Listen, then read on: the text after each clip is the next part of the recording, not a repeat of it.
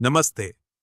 मैं आपको university grants commission UGC act 1956 के बारे में विस्तार से बताता हूं।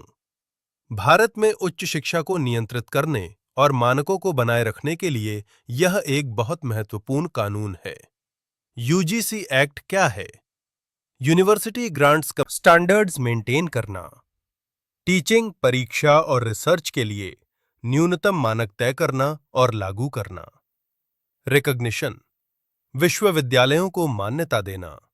बिना यूजीसी की अनुमति के कोई संस्थान यूनिवर्सिटी शब्द इस्तेमाल नहीं कर सकता। सेक्शन 23। सेक्शन 3। केंद्र सरकार यूजीसी की सलाह पर किसी उच्च शिक्षा संस्थान को डीम्ड टू बी यूनिवर्सिटी घोषित कर सकती है। ऐसे संस्थानों पर भी यूजीसी एक्ट लागू होता है। सेक्शन 12 यूजीसी के फंक्शंस और पावर्स बताता है।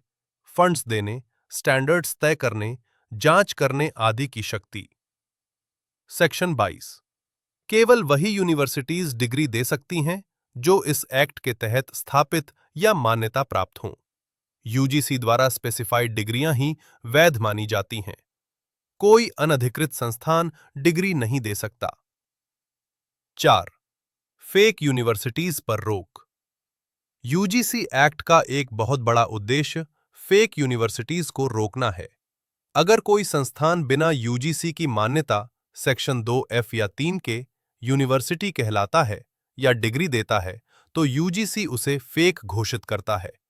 यूजीसी समय समय पर पब्लिक नोटिस जारी करता है और ऐसी लिस्ट अपडेट करता है। जैसे जनवरी 2026 तक विभिन्न राज्यों में फेक यूनिवर्सिटीज की लिस्ट जारी की गई है, जैसे दिल्ली, उत्तर प्रदेश, आंध्र प्रदेश आदि में कई नाम।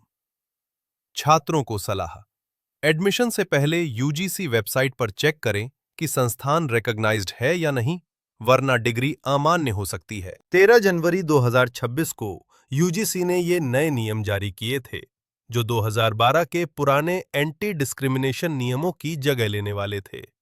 इनका मुख्य उद्देश्य उच्च शिक्षा संस्थानों, यूनिवर्सिटी और कॉलेज में जाति आधारित भेदभाव, खासकर एससी, एसटी और ओबीसी के खिलाफ को रोकना और समानता को बढ़ावा देना था। मुख्य बदलाव और प्रावधान: ओबीसी को औपचारिक रूप से शामिल करना पुराने 2012 नियमों में मुख्य रूप से एससी और एसटी के लिए प्रावधान थे। अब नए नियमों में ओबीसी को भी स्पष्ट रूप से शामिल किया गया है। इन तीनों वर्गों एससी, एसटी, ओबीसी के खिलाफ किसी भी तरह के जाति आधारित भेदभाव पर सख्त कानूनी कार्रवाई होगी।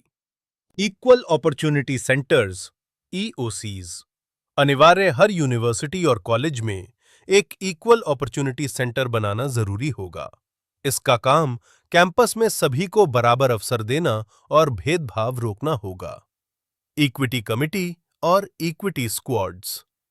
इक्विटी कमिटी हर संस्थान में कमिटी बनेगी जिसके अध्यक्ष वीसी यूनिवर्सिटी या प्रिंसिपल कॉलेज होंगे। इसमें एससी, एसटी, ओबीसी और महिलाओं का प्रतिनिधित्व अनिवार्य होगा। इक्विटी स्क्वाड्स ये टीमें कैंपस, हॉस्टल आदि में घूमकर जांच करेंगी कि कहीं भेदभाव तो नहीं हो रहा।